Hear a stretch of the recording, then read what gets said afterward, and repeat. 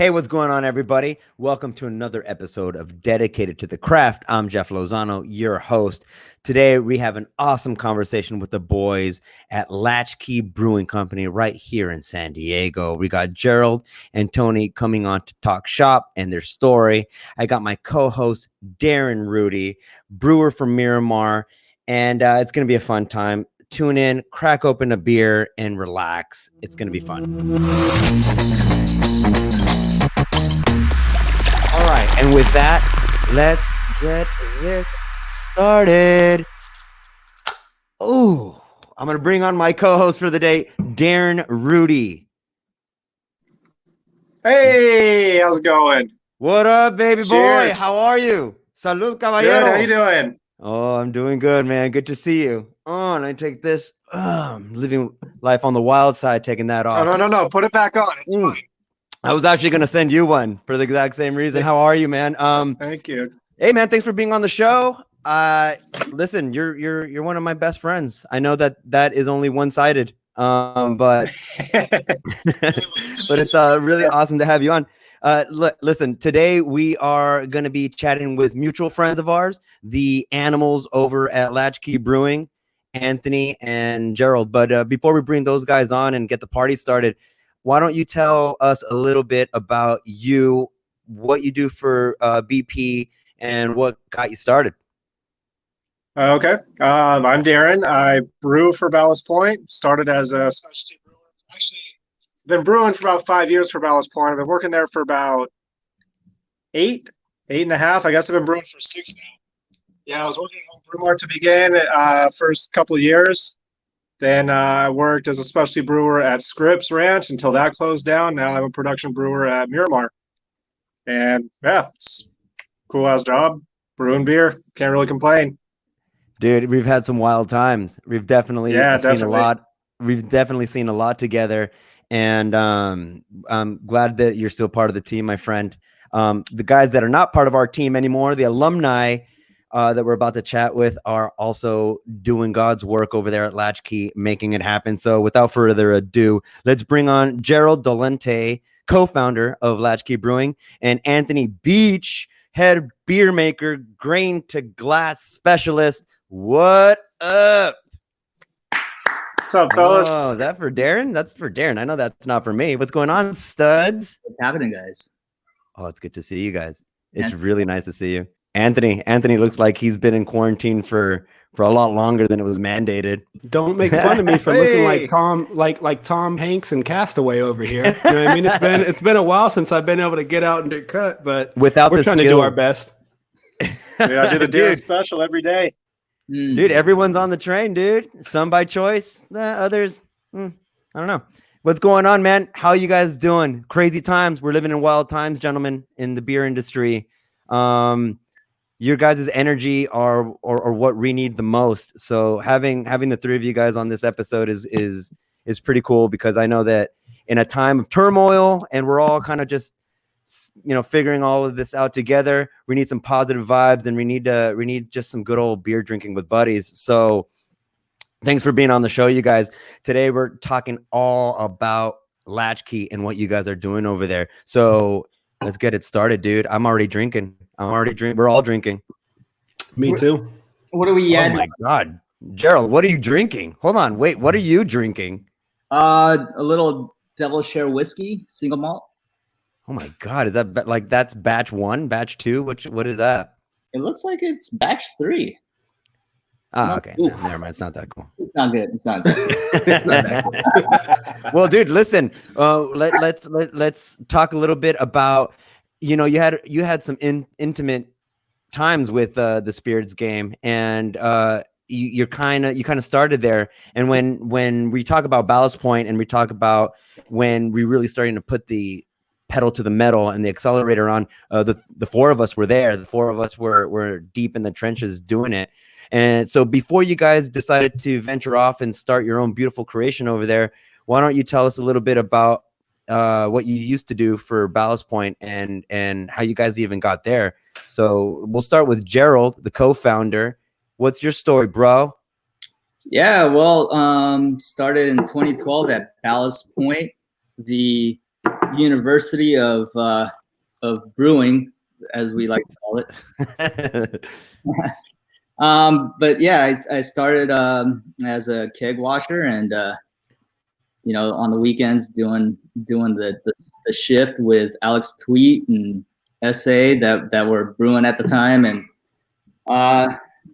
you know, there wasn't a lot of people at Scripps Ranch that time, you know, and we were just working our asses off and living the dream, I guess. You know, I don't know what we were doing really. Yeah, we shouldn't tell people what we were doing, to be quite honest. You know, yeah. You started like a lot of us, dude. We all started from a few tiers down in the organizational chart to what we're doing now. Right. You started as a keg washer, and you kind of hit a lot of. You kind of went straight to spirits making within Ballast Point while that was still a thing before you left, right? I went to the distilling area. You know, that was towards the end of my Ballast Point career there. But yeah, I went to the bottling line. I went to packaging, production. Spent a long time at the bottling line. After Nate went to UC Davis on his little sabbatical.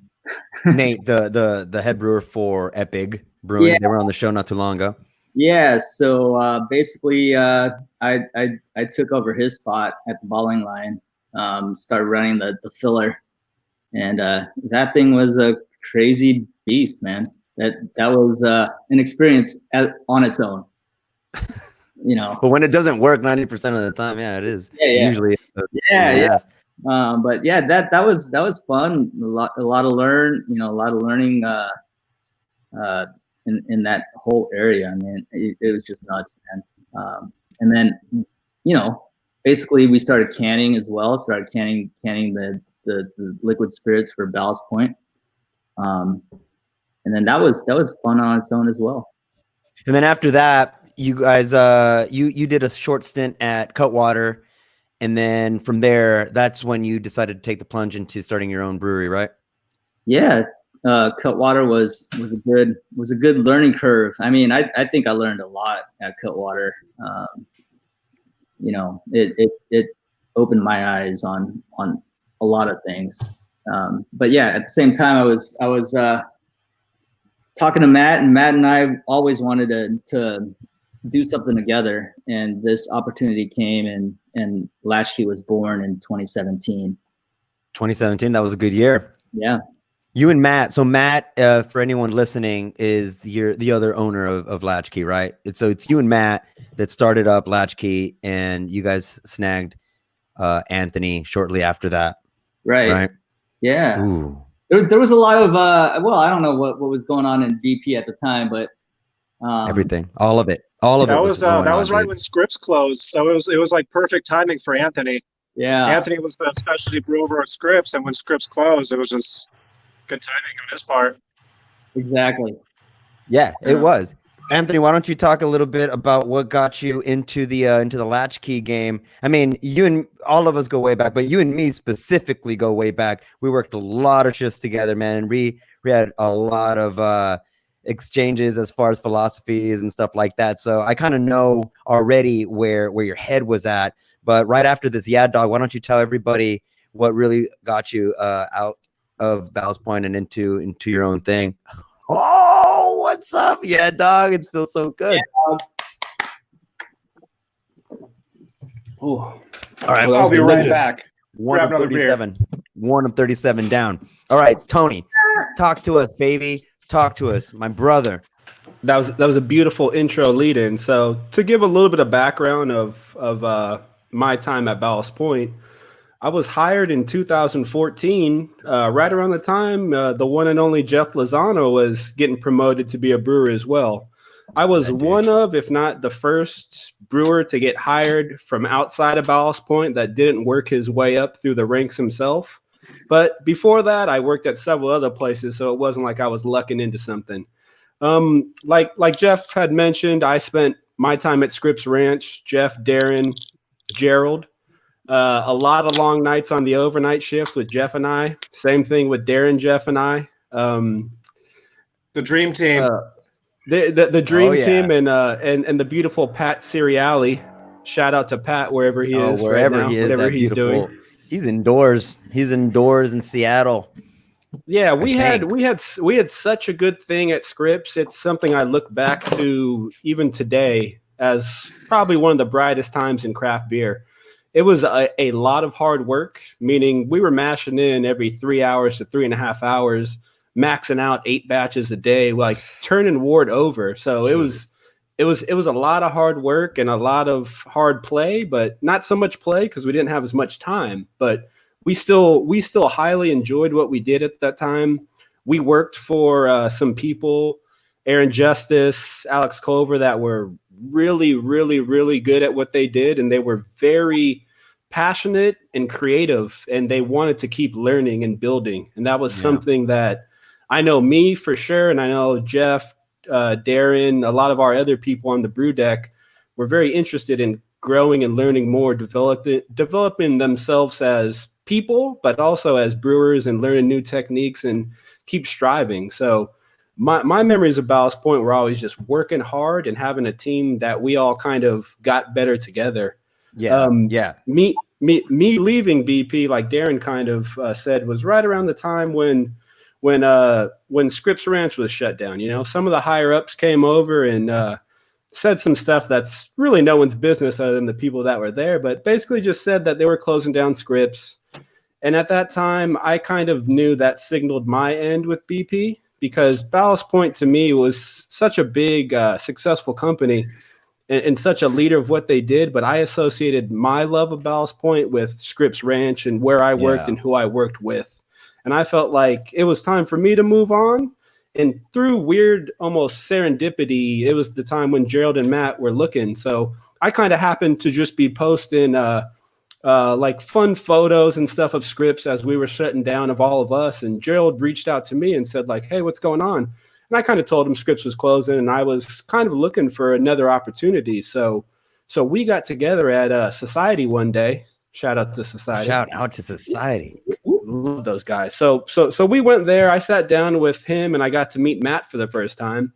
We quickly found out that we got along really well, and they interviewed me, but I also did my due diligence and kind of interviewed them to make sure it was a good fit for me. So it ultimately came down to us aligning on one thing, which is creativity and trying to make the best beer possible. And Gerald and Matt were crazy enough to give me the entire reins from grain to glass of all the beer development at Latchkey. So I got what I wanted ultimately. It was pretty hard and very challenging for the first 6 months to 8 months to 9 months to maybe a year. But now, aside from what's currently going on and not a lot of breweries not allowed to actually operate, we kind of have the wind behind us right now. It was challenging for a bit just to get used to new systems and a very, very old system. But luckily, again, coming from Scripps, we know how to play around with Frankenstein type breweries and things that may or may not work as well at all times. Dude, everybody cut their teeth at Scripps. I've said it and I'm going to continue saying it. It was a very special place. And working with you guys all remember Ballast Point at certain point was like the University of Phoenix. It was like, all right, we're going to go fast track. You're going to get a lot thrown at you, and you're just going to have to think quick. You got to brew quick on your feet. And although in the moment for a lot of us, that was like, shit, dude, this is not even feasible. Like this doesn't make sense. This pace is crazy. You know, hindsight being 2020, and then you look back, especially like you and Gerald now that are opening up your own, that you guys opened up your own brewery, you look back and go like, all right, okay, I'm glad that broke. That day I hated it. That day I would have wished anything but that thing failing at that moment. But right now, I'm kind of glad it broke because it taught me something. You know what I mean? We took a lot away from those moments and being tired and overworked. We still found a way to have a few dogs and have some fun. So that was always good. Listen, Latchkey to me, and I mean, Darren have talked about this plenty of times at Ballast Point when we're thinking about the breweries that kind of stand out to us right now. Latchkey to me has always been synonymous with fun. You guys are doing you guys are doing what you guys want to do, and you're letting everybody know that this is the way that you guys want to do it. And even though, you know, you're not making any apologies, you guys are also creating this little world within the craft beer community that's not taking themselves too seriously, that's having the most fun as possible, and making some really good damn beer while you're doing it. So I just wanted to let you guys know that as far as I'm concerned, you guys are one of my favorite breweries, and the beer is phenomenal, T. But really what I like about what you guys are doing is that you guys are just doing what you want to do, and you can tell. And you guys are just a band of pirates just like us, and you guys are having a lot of fun with it. Do you guys feel that way over there? Absolutely. I think our atmosphere when I walk into the building, it's you know, Matt and I and everybody that's involved with Latchkey, that from the beginning, I mean, we've made it a point to bring in people that we trust and know their work ethic. Because we brought in a lot of Ballast Point alum as well in Latchkey, from Julia to Teresa now, that's managing the tap room. She's awesome, dude. But everybody kind of shares that same kind of work ethic, that same vibe that that was still in scripts, you know, like that whole little what do you call it, like a family vibe, or the it's like a camaraderie mixed with a little family vibe. You're spilling blood in the same mud, right? And everyone at your level is feeling the hurt. And you guys felt the hurt at BP. And when you guys left to start your own operation that is now Latchkey Brewing Company, one of the things that you guys took with you was that work ethic. You guys, you know, for all intents and purposes, you learn how to grind at Ballast Point, especially in that window, in that pocket of our history. And so you guys already kind of came at it with some octane and some fuel, apart from the hunger that you guys already have to start your own thing, right? Yeah, someone's writing dirty. Stop, really. I mean, the only different, like, for me, I never worked in the front of That's it. You can stop there. You just saw. I never worked. That's it. You're good. I never worked at all. Yeah. But yeah, I've never had experience in like the front office doing any kind of operations. You know, it's just a weird thing to do when all you did really was production and cellaring and all that stuff in the industry. But then you get it into other things in the business to where you got to learn on the fly. But look, dude, let me stop you there real quick, because I think what I want to kind of start scratching the surface of when it comes to Latchkey Brewing is your philosophy, because I've had countless conversations with you and Matt and Tony, and one of the things that stands out to me is the way that you guys look at the industry and the way that you guys approach beer. So let's start with the name first off. People are always asking me what Latchkey even stands for, and I tell them the story all the time. But you go ahead and tell me what the name means to you. Well, Latchkey is a term that's not really used anymore. But back in the day when we were growing up, back in the 80s or even early 70s, people or kids that would come home from school and not have any kind of parental guidance were called latchkey kids, right? Yeah. They would let themselves in and get their schoolwork done. Ultimately, you know, that's just being home alone without any kind of guidance. Jesus. That's kind of how we feel right now is with the industry. It's like we're left alone to our own devices, and you know, it's a refreshing thing, but at the same time, we take ourselves very seriously in the beer that we do, and but we're gonna have fun at the same time. I mean, that's what it's ultimately about. is Right. And you guys are having a lot of fun. I mean, you guys can just tell by the names of your beers.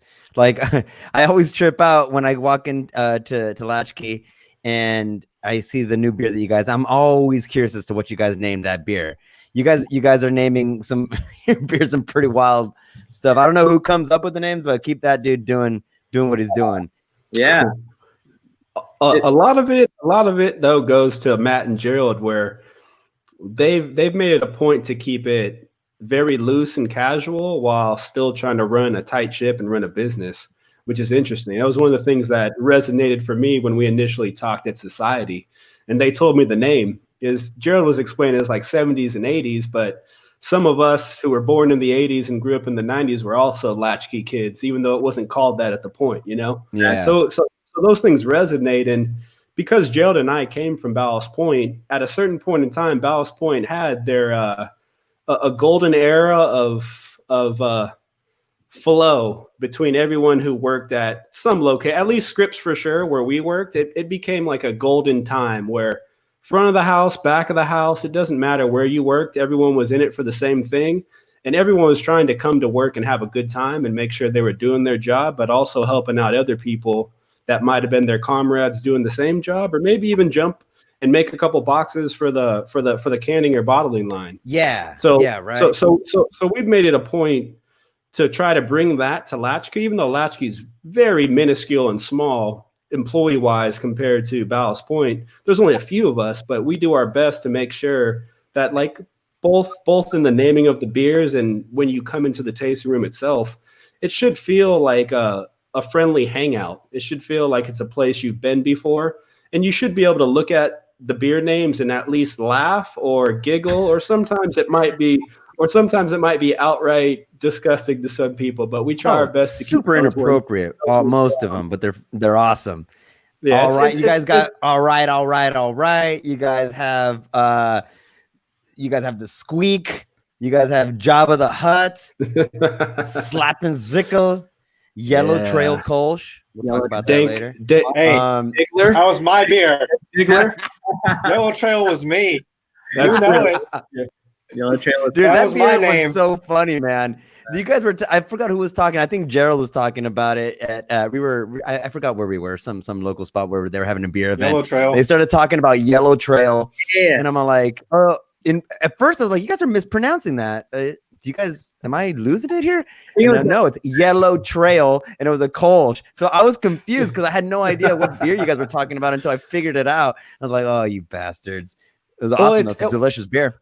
Well, it's good, and the irony too is that was our collab with Thorn when Dougie Palmerville was still the head brewer. So some people saw the name, and I got shit from some people who were offended. It was really just our homage to Ballast Point and our time at it. You know what I mean? Like, certain people will take things as they will. For us, you're not going to shout out anything that has to do with the previous brewery unless you really enjoyed your time there. You're not going to waste your time to promote any which way of it. It was for us just it was a really good take on a similar recipe where we tweaked a few things and made it a little bit hoppier, but just to that same idea, just to the same idea of having that beautifully crispy, drinkable beer that you can have at all times. It was that. And you guys are having fun. And you asked Dougie where he got that name from.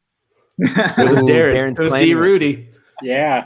D. Rudy's claiming it right now. Hey, look, what it says to me, I mean, I thought it was funny, and I think it's fun. And I think that for a long time, we kind of got out of this mentality where it's supposed to be fun, right? We all got into this game to have fun. Oh yeah. I think at a certain point, it was the driving, motivating force behind all of our decisions to enter the beer game. It wasn't money, believe me. And so once you start losing that fun aspect of it, it kind of like, especially if it's coming from a successful brewery, it kind of trickles down and it gives the illusion that this is the way things work now. And you guys kind of have to like sequester all this stuff, and you guys have to kind of like start being more serious. But we're not in the serious game. We're in the serious game when it comes to making quality product. But other than that, it should be about the feel good, have fun game. And I think you guys are highlighting that very well with Latchkey, because I feel like you guys are fun.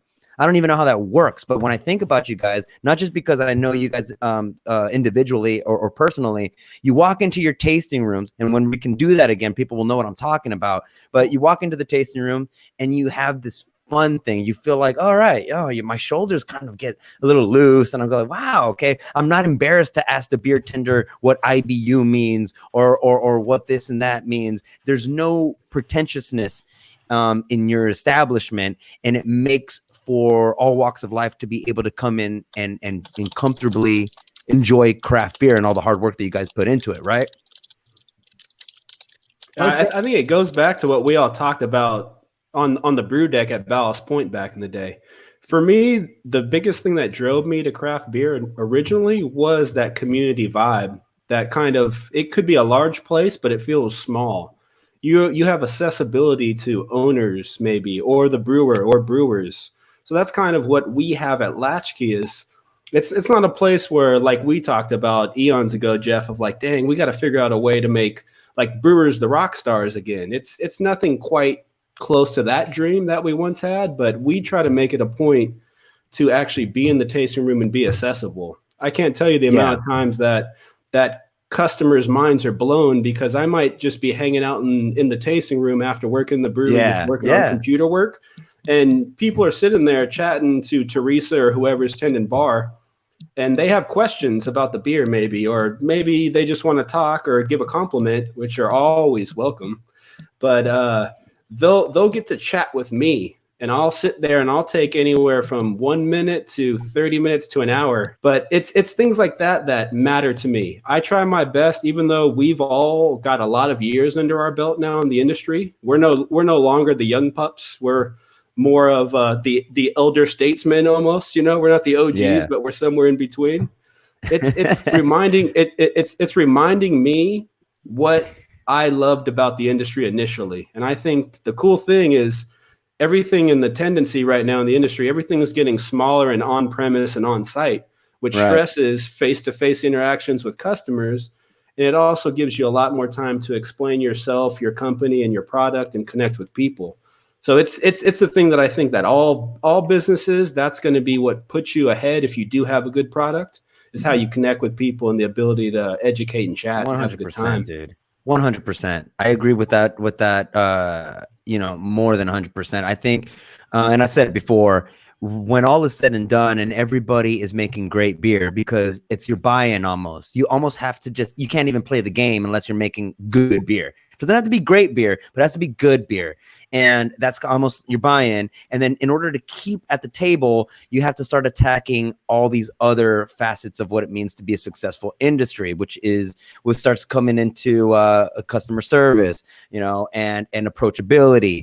And in the beer world, approachability, man, it's not that hard. It just means care. It's just like care. And can you show that we care? You guys show every time that I walk into Latchkey, or anytime that I walk into Darren's house, I feel like someone's there to meet me. And how often do you walk into my house? I've never seen. Oh, you're asleep. You're always asleep. Only at You're night. always asleep. There's always someone there to meet me and be like, listen, we care. And when somebody walks into a tasting room and 5 times out of 9, they're referred to by name, you want to go back to that kind of spot, man. You want to feel like, oh yeah, I remember Anthony, I remember Gerald, I remember Darren. We had a long talk about beer and stuff like that. And you are now building relationships instead of feeding consumers. Definitely. We definitely have a group of regulars that come through. What's the Ballast Point crew that was regulars in Scripps? Oh, the Barnacles, bro. Barnacles, shout out. Yeah. I kind of feel like a similar team is kind of being developed in Latchkey at the same time. There's a group of guys and gals that come through, and it's a daily kind of thing. They have their certain time that they come in, like at 4:30, and they sit at a certain place, and they like clockwork. Yeah, it's like clockwork, and they know that either Matt and I are going to come out, and they know who's tending bar that day, and they have their certain style of beer that they want to drink, and it's a good time. It's a good 1 hour time that we spend together. What you guys have also done really good is, and I kind of want to talk about where you guys came from, what vantage point you guys were looking at this from, was that your portfolio or your beer board is pretty broad. I mean, you guys got everything from a Doppelbock to a strawberry lemonade, Berliner kettle sour to a West Coast IPA. It's kind of all across the board, and everybody gets a little something. And a lot of breweries, and especially smaller ones that don't have the capacity or they don't have a real handle on the timing and stuff like that, they tend to go all in on some certain styles that they think are gonna get them in the game, and they do, and now they're stuck brewing those styles all the time because that's all everybody wants. You guys have kind of spread it really evenly across the board, and how is that working for you guys? Anthony, You want to take this one, G, or I'll go? Okay, Take I'll it. take Ray, it. hold on real quick. Boom, right there. Yeah, How about one of cheers. those? Yeah, Okay. yeah. Yeah, All right. yeah, dog. Yeah. Whiskey dog.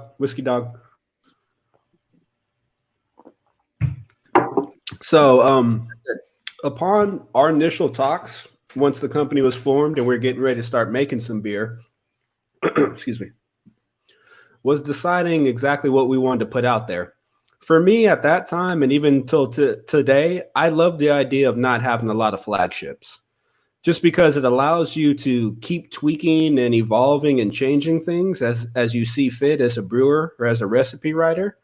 But what we ultimately found out is when you're selling beer to mainly draft accounts, there's certain accounts that move a fair amount of beer that you really want to service that like to print out their menus for kind of a quarter at a time.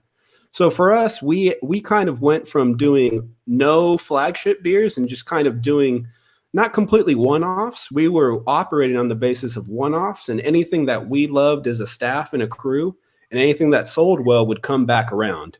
But the idea being we would never have any one beer on at all times. What ultimately happened, again, because of mainly us wanting to do well by some really good draft accounts, is we decided to develop a couple of flagships. And we went with a West Coast IPA, the Hatch. We went with Darren, what are you drinking? All right. Wait, Darren might be drinking something. Hold on. He's got the quick. Hatch. Oh, Fresh the Hatch. Hatch IPA, flagship, baby. Yeah, so we ended up going with the Hatch as our West Coast IPA. We ended up doing a hazy single IPA. Cheers, called All Right, All Right, All Right. Matthew McConaughey voice, trademark. we also ended up doing a Doppelbock year round, which is called Doppeldocker, and we also do a rice lager called SD 1915, which was first brew we ever did. Oh, you are an animal! Look at this right here. I've been dogging this bad boy. This is my favorite Latchkey beer. Buffalo. SD 19. Oh my gosh. Buffalo. Okay, we'll have to do that. Yeah. Okay. Hold on. We're not gonna eat up bandwidth with that, but I got you. Darren is the master. You got a 4.6. I've been waiting per ABV. I've been waiting. Rice lager, and it's I found out today that was the first time that was the first beer that you guys had brewed. Why? Because I had gone in and you guys just had tapped it, or it was something. I got to taste it and I fell in love with it. I absolutely fell in love with it. So you guys had already been in business for a little bit, so I didn't associate the two. I didn't think that it was the first brew and the time that I was drinking it, because it were so far apart from when you guys opened to when I was drinking it. I just thought that, it was a new beer. But Gerald today told me that it was your first brew, and it's my favorite. It's probably one of my favorite lagers in the city. And thank you. It's light drink. Oh, it's so solid, dude. What, 3 months? You conditioned this bad boy for like 3 months, right? Yeah. Especially at first, we've tweaked some SOPs, and we have had lagers that we've allowed lager for 12 weeks just because of whatever restrictions. We've kind of dialed things in to kind of have a little bit less time, but yeah, at first, initially, we were lagering for anywhere from 9 to 12 to 13 weeks. So a lot of those beers are as clean and as crisp as they could be, because there could be no more time they could spend in a tank. It's so good. It's so good. And between me and Darren, I think we are drinking a little liquid history of Latchkey. So I'm drinking the 1915. rice lager, and then Darren's drinking the Hatch IPA, right? I'm also And then IPA. ooh, there you go, you dirty animal. And then I'm also drinking the Stranger Imperial Stout, that 10%. Oh my God, it's a monster, dude. But it's dangerous, brother. It's so good. It goes down faster than it should. Yeah, I would be curious once Darren tries that and to get your guys' feedback, because the Stranger, the fun name to aside, that beer reminds me of a beer at Ballast Point that we once had. No. It's similar in ways to that beer. It's similar to the day, the Darkness Day beer that has its day every year. It reminds me of that beer, just a little bit different. You know, it's very decadent and rich, but very, very dangerously drinkable. Dude, it's very dangerously drinkable for sure. Ecuadorian cacao nibs, Madagascar vanilla beans. I think that, look, this is what I say. There's no point in going to start something. If you're going to go start a brewery, no matter whether you want to fight it or not, you're going to be bringing along with you everything that you learned from your previous establishments. So like you, Tony, you came from Hermitage Brewing. You apprenticed at Faultline Brewery, where I'm sure you learned a lot of stuff that you brought to Ballast Point, and then and then you went to Green Flash rather, and then Green Flash, Ballast Point, and then Ballast Point now to be the head brewer of your own spot. It's only natural that you're going to pick up some really good ideas along the way, and sometimes you're going to grab good ideas and then you're going to make them your own. And it although it seems like it's eerily similar, it's just out of the experience that you've had in your previous brewer's life, right? That's exactly it. You know, you're going to get, I think if you're smart at anything you do, whether you're making beer or doing any kind of craft or whatever job you work in, you want to be able to build a structure in the base from the exact experience you get at your job. But you know, the sickness I've always had is I can't help but dig as deep. Exactly. Not that one, but the beer related one.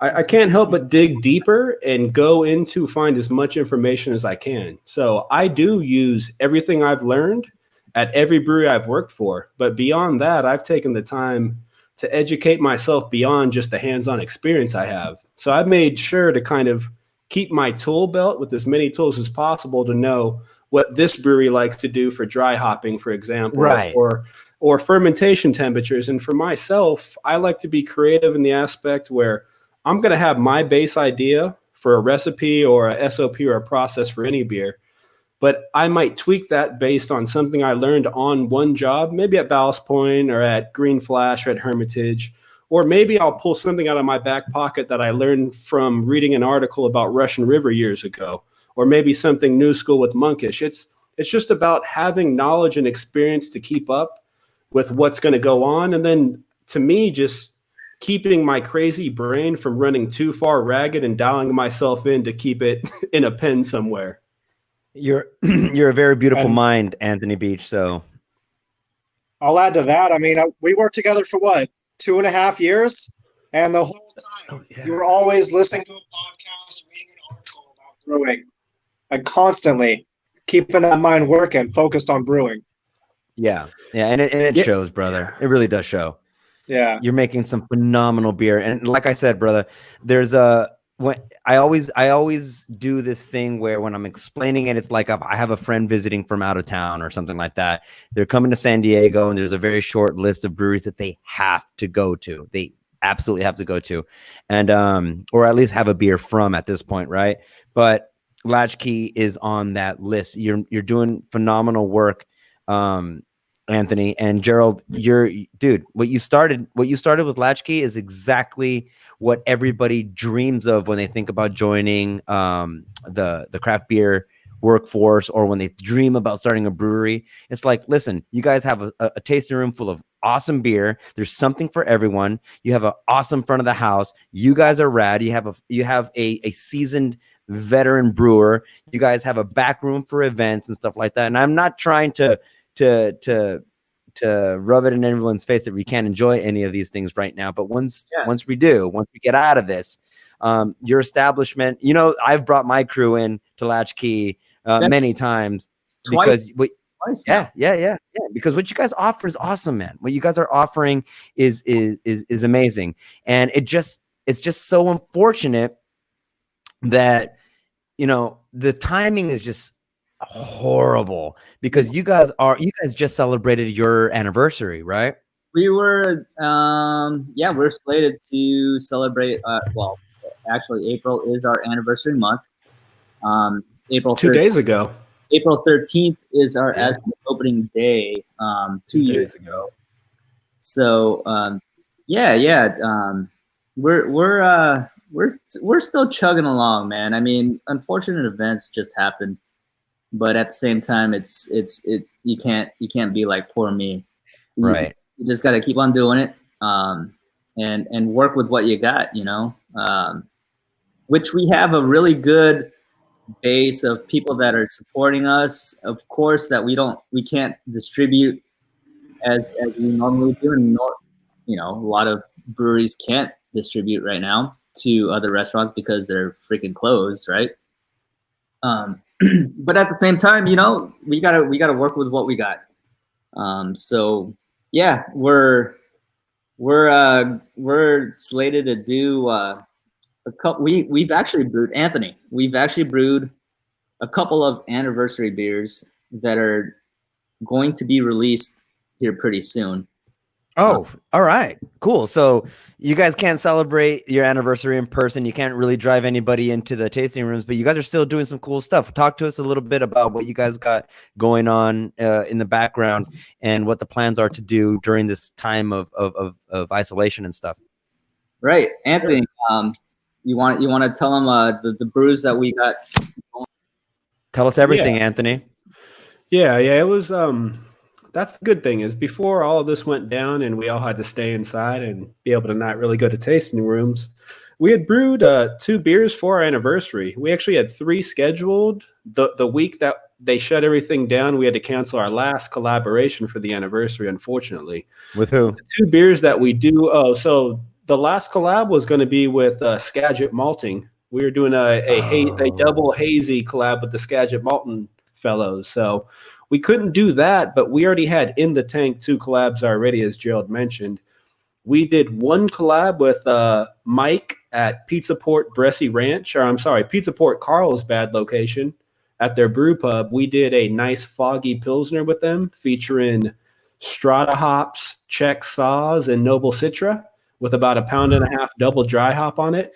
And then the other beer we did was with the homies at Creative Creature. We did a West Coast double IPA that clocked in at 8.2%, about 65 IBUs, and featured Strata, Citra, Nelson, Galaxy, and a little bit of Idaho. Dude, you're using all the sexy hops, man. Idaho? Jared's like, wait, you did what? Wait, Idaho?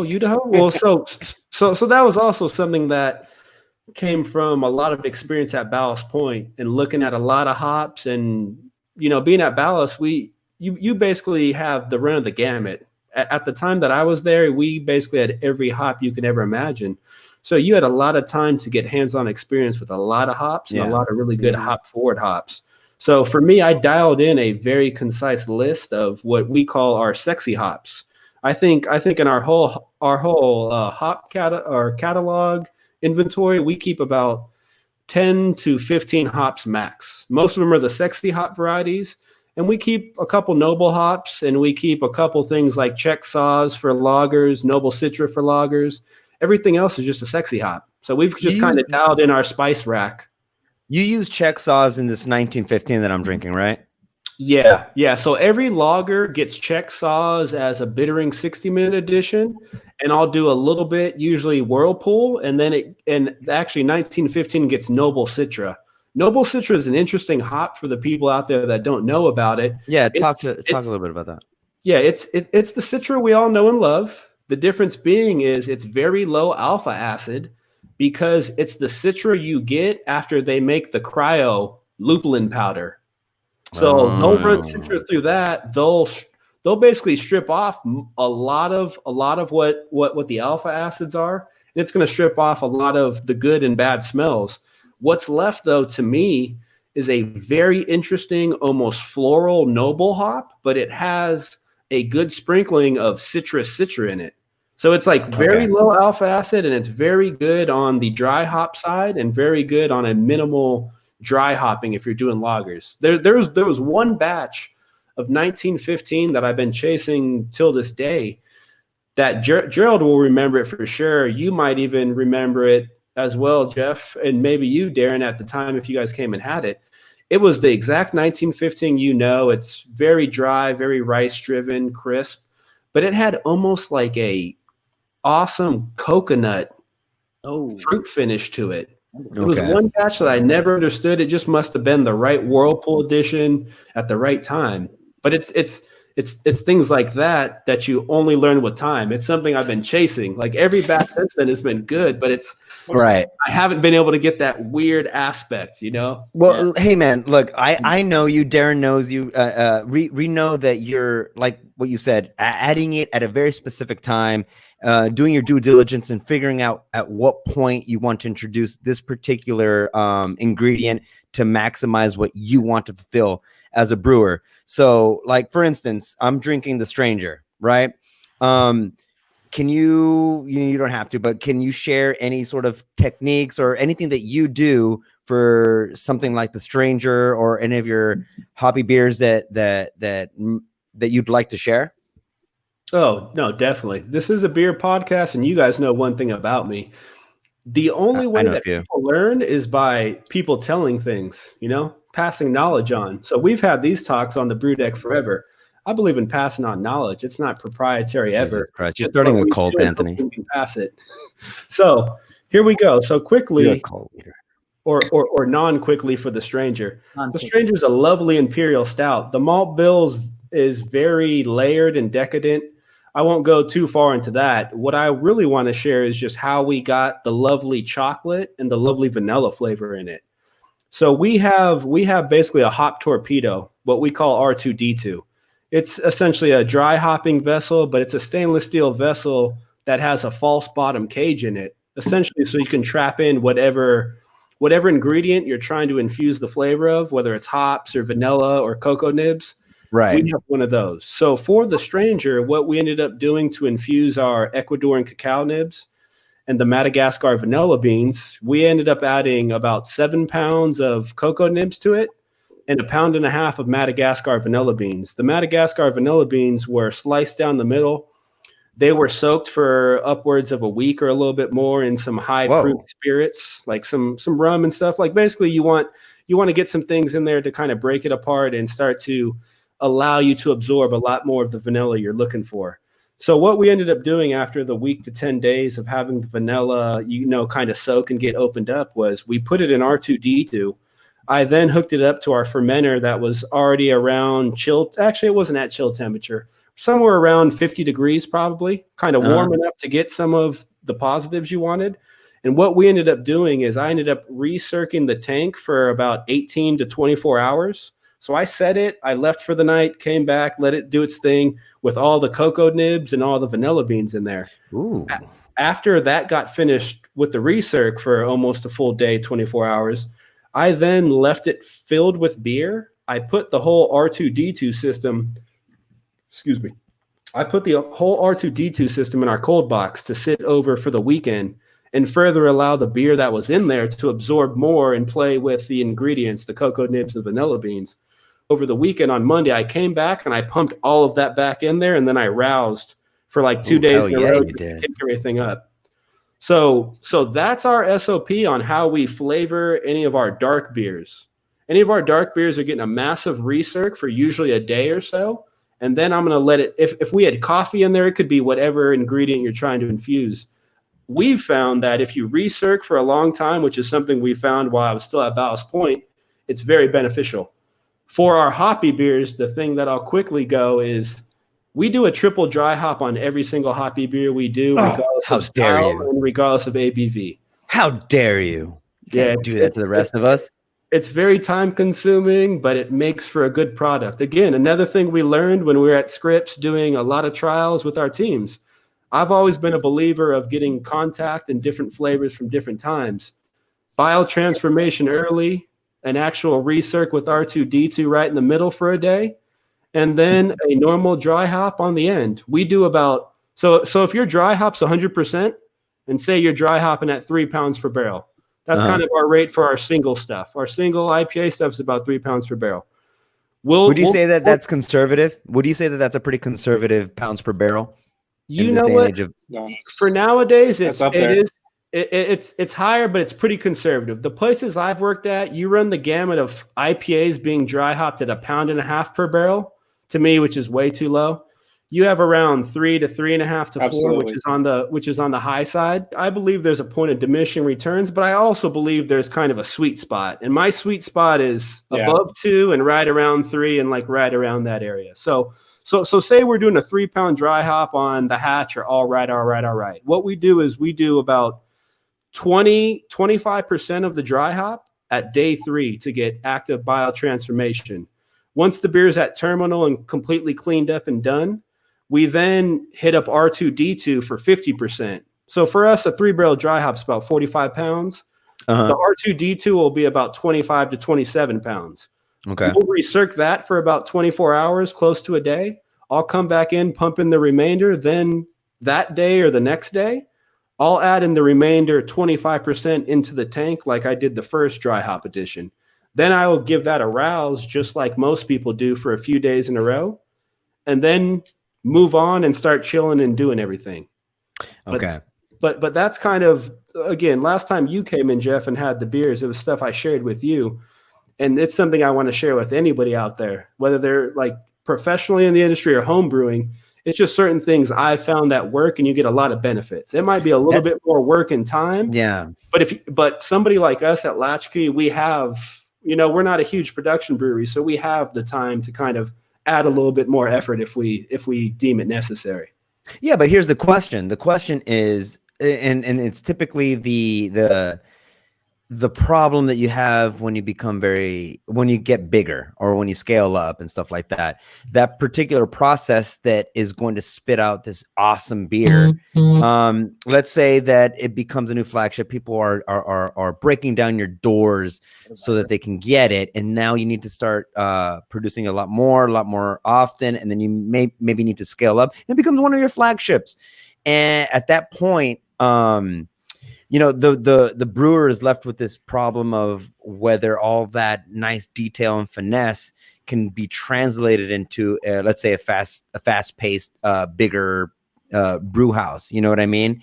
Do you ever think about that when you're developing these recipes that are so good and the beer is going to act as a magnet, and you have to think about whether you're going to do the same thing at a larger scale, maybe 10 times, 20 times the volume, as opposed to what you guys are dealing with now?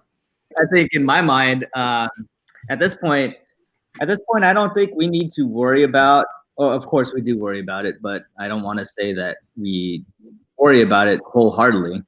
But right now we are in the position of making good beers that we like to do. And then when we need to scale up, that's something that we need to come back and visit again. But at the same time, I think right now, I think the product is good enough of what we're producing. It's great. Oh no, I mean it's not good enough. It's great.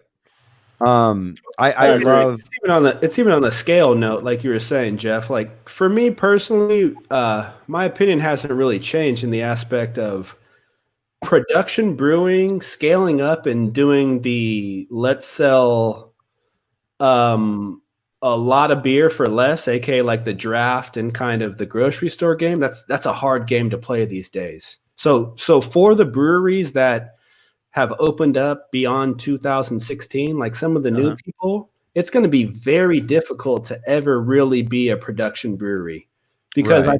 I think the reality of the industry, the margins are on site, on premise sales, maximizing your highest profit margin, whereas going to your grocery stores and selling a lot of draft accounts is where the war is really at. You know, that's where the battle takes place and where the struggles, and probably where Gerald would have a lot more white hairs if he had hairs on his head and such. But I love that beautiful it's eight ball, cue ball, whatever you call it.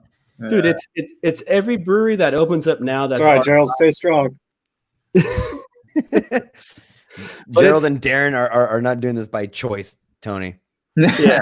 That's what I'm saying. If you could see it grow, it could happen just from like you just learn. Everyone knows, and when I say everyone, I say like the royal wees here and the people who work in the industry.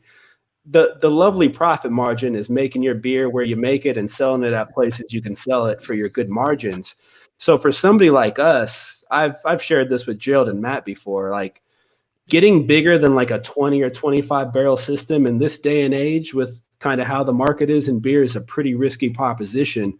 My recommendation always is to, instead of getting bigger on beer, get a little bit more well-rounded on site and offer a little bit of food and maybe offer a little bit of cocktails and good booze. Like the idea of getting big to me is the last thing that I would recommend like for us to do and most small breweries to do, because there's just more breweries popping up. And once this thing ends and people and humanity goes back, maybe things will be different, but things seem to be trending that people were going more locally as opposed to like, you know, big breweries or big restaurants. People were seeming to be getting smaller as a consumer base when it came to the things they wanted to give their money to.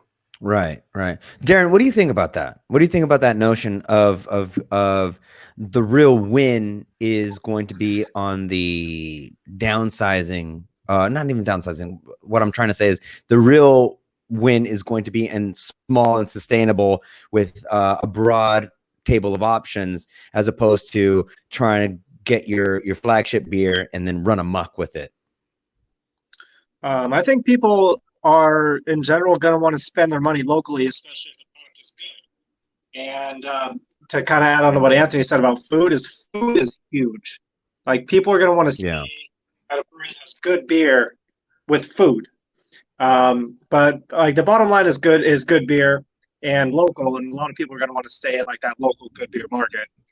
I'd say once you know they get like more and more of a buzz in general, just kind of like get that flagship, try to get that out of there. But I think especially once all this whole everything going on right now passes, I think a lot of people are going to want to spend more of their time and money at local places. I agree. Yeah, I think so too. I think people are going to kind of come out of the floodgates and want to give back to all these little mom and pop shops.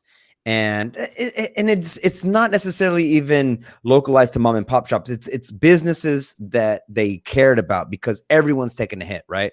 But I think that one of the things that we're going to see is we're not going to see a world that it used to look like before this. It's going to be filled with distancing protocols. It's going to be filled with safety in mind, especially in the beginning.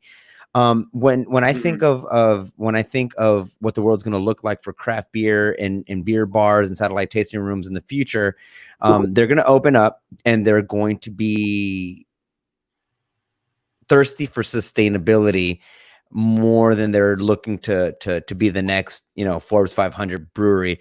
I kind of like that. But Gerald, as a guy that owns a craft brewery, what do you think about this notion of being good, being all right, and not trying to go beyond the means because of things like this, like things like a pandemic coming along and then just like washing away everything? When you think about Latchkey and where you want it to be, where is it that you want it to be? Where do you and Tony want this to be? I think from the beginning, get-go of what Latchkey's mission was supposed to be was not to try and rule the world. It's more of trying to build a sustainable brewery, something that can be a staple in a neighborhood and that people can rely and come into our place of business and know that we're going to provide them with good beer and a good time, or that they know basically what to expect. That's basically been our mission since the beginning.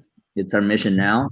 And we've always wanted to say, okay, yeah, if this takes off, we're going to look at something else and possibly open up another tap room somewhere. But it's never intended to be like a Ballast or like a Green Flash or anything like that. Like what Anthony was mentioning is stay small, about a 15-barrel brewery, and do things right. So Yeah. that's been our mission, and it is still now. Yeah, I love that. Well, dude. keep in mind that wasn't Ballast Point's mission at the beginning, and they were a 15-barrel brewery for the first almost 20 years. So I mean, That's what happens when you anything's make great possible. beer, Keep cranking bro. out that good beer. That's what happens Keep when you make cranking good out good beer. Tony. Stop making such great beer, fool. Hey, we'll take it for the billion, baby. We'll take it Hey, for listen, the big B. we're gonna take one more Yeah Dog, and then we're gonna start wrapping this up, and then we're gonna do another Yeah Dog after that. But real quick. Ooh, hold on. Oh, are you Hold not up. ready? Come on, let's do this, baby. Let's do this. I just poured the hatch in. The hatch. I love you guys, man. I really do. The hatch. Ooh, The hatch this is down the hatch. 1915. All right, Yeah Dog, guys. Wait, hold on. Is it on? Oh, I already took it, bro. You're late. There it Let's is. go. Hey, Ooh, hey, we're waiting you on got you, the right Anthony. taste of glass, baby. Everybody that's not watching virtual, Anthony is taking Yeah Dogs from an official Ballast Point shot glass. He's the man. 20-year listen. anniversary shot glass. Ooh. Dude, I could talk to you guys for the rest of this quarantine, to tell you the truth, and we can probably drink for the rest of it as well. But before we start wrapping this up, Please don't. we got this anniversary that wasn't necessarily what you guys had anticipated. This is not what you guys were imagining when you guys were imagining how you guys were going to celebrate another year being in business. But you guys have some beers coming out that you just mentioned. Is there anything else that you want to tell everybody that might be listening? What you guys have plans for, in the midst of your anniversary month, what you guys are looking to do, anything? Do you guys have any ideas?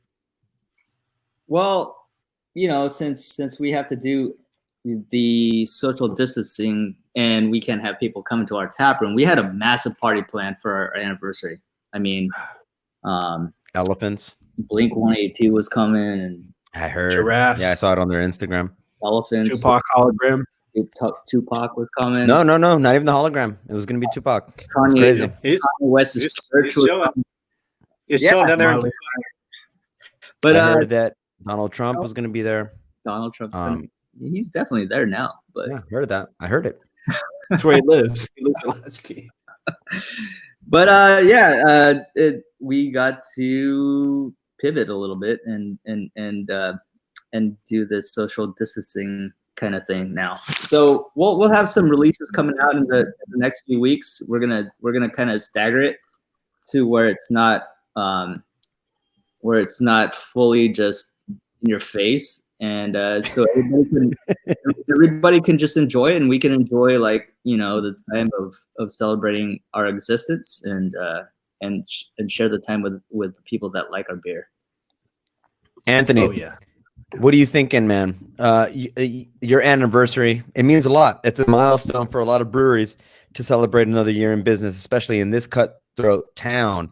Your beers are good. I don't think we need to focus or emphasize on that anymore. But as a brewer and as the head grain to glass connoisseur that you are, what's in the back of your mind for the future for Latchkey? What can we be looking forward to? And what can everybody think? They want to hear from you. Like, what's going on in that mind of yours, bro? Yeah, for us, like Gerald had mentioned, we had to switch some things around. We should have been celebrating our anniversary this past weekend. It would have been really, really cool because we planned for it. We got together, brewed beers for it.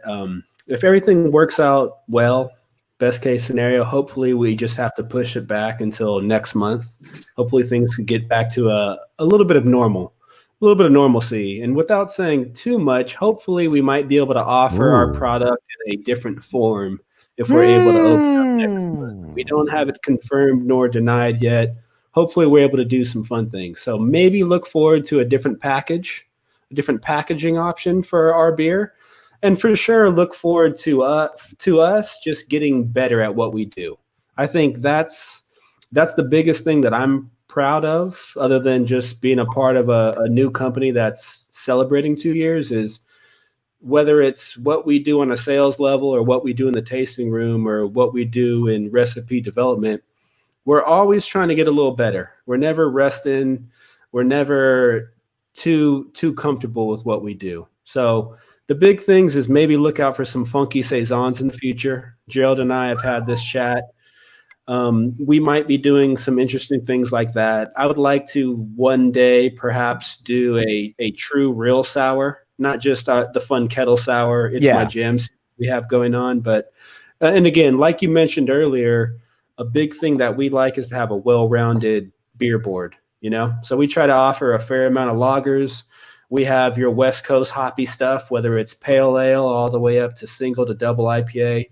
Hazy, the same thing. We love our Belgian beers and we love our dark beers. So look out for us to keep one of the most well-rounded beer boards in San Diego, where everything's very drinkable to really good. I don't think we have any filler beers on our board, regardless of style. And I would say for anyone who likes beer and loves to try different styles, we're one of the best games in town. We don't scam. We don't mess around. Everything's well executed at the least. Yeah, I think that's something that me and Darren had talked about a long time ago.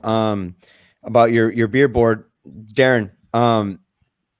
What's your favorite beer from Latchkey? I don't think I asked you. The hatch. I mean, there's literally nothing wrong with this beer. It's not too bitter. It's got the right bitterness. Not too sweet.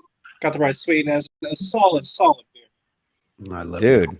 Dude, been a while since I had the rice lager. I remember liking it, but I think my memory's a little hazy on that. It's just been so long since I've actually had it. But I mean, the hatch is a go-to every time. Beautiful. Dude, when you get that compliment from I'm taking somebody there for the first time, and they're asking me for a beer, I'm gonna tell them that 10 times out of 10. You guys are making some good stuff. What's your favorite name of beer that we produced? What's your favorite? The Gimp, for sure. Hold on. Which one is it? Slappenswickel is pretty good, man. But bring out the Gimp. Bring out the Gimp might be my favorite name of all time. I almost named my daughter that. That was how much I liked it. But the lady had me.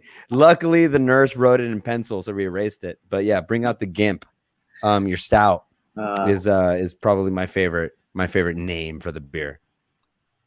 You guys have some pretty atrocious names, but they're all delicious beers. We do. Squeak. I'd say Yellow Trail, best name ever. Mine's Yellow Trail is good. Key to life. You guys know the key to life, right? It's happiness in your household. Oh, or it's happiness in your household. Okay, it's beautiful. Yeah.